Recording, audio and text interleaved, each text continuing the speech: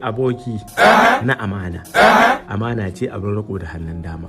Duk wanda ya san lokacin da bawan Allah nan zai gaji da kyautatawa al'umma to rubuta mana a comment section. Jama'a na ce bawan Allah nan da kuke ji da gani abokin mai girma minista ne Dr. Bello Matawalle Maradi. Tun ba yau ba suke tare, tun babu komai irin tun ana irin sai an yi da ke a samu abin da aka dan samu baki, suke tare, suke son juna, suke tausan juna. Wab sai Allah ya ba da dama suka farfado ta kowane bangare, ana kasuwanci, ana jin daɗi, ana annashawa, ana komai successful. Duk inda ya ji cewa to mai girma Matawalle nan wajen shi ya kamata izo yi kaza, billahi lazi ba sai Matawalle ya ji ba. Yau honorable Sama'ila Funtuwa zai zo ido haɗi wannan makafa. Isal bai mai matsala kuma ba tare da ya san an yi ba, kawai shi abin da isa ne taron gaskiya da amana saboda tsabar son juna. Sai ice duk abin da ake bukata dan Allah a daina mai girma minista magana, shi a zo a mai magana. Haka mutumin nan yake yi, har gwamna da mai girma Matawalle yi.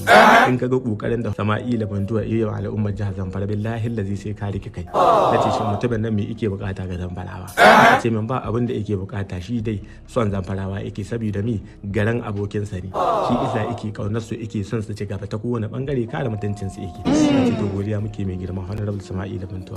Da duk tare a ce irin haka ake yin ta, billahi lazi da ba a samu matsala ba. Ubangiji dai isa ka maka da alheri, in ba wannan ba mu za mu yi maka. Godiya muka kuma thank you very much, good bless ɗan wata haya da kwantati luwa da fara. Yawa kuma ina ƙara tuni fa ƙasa nake ta yawo.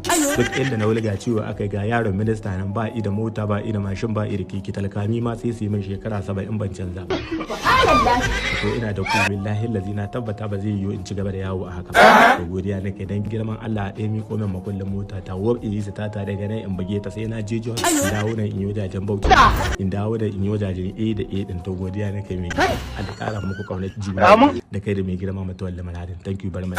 To ni na yana.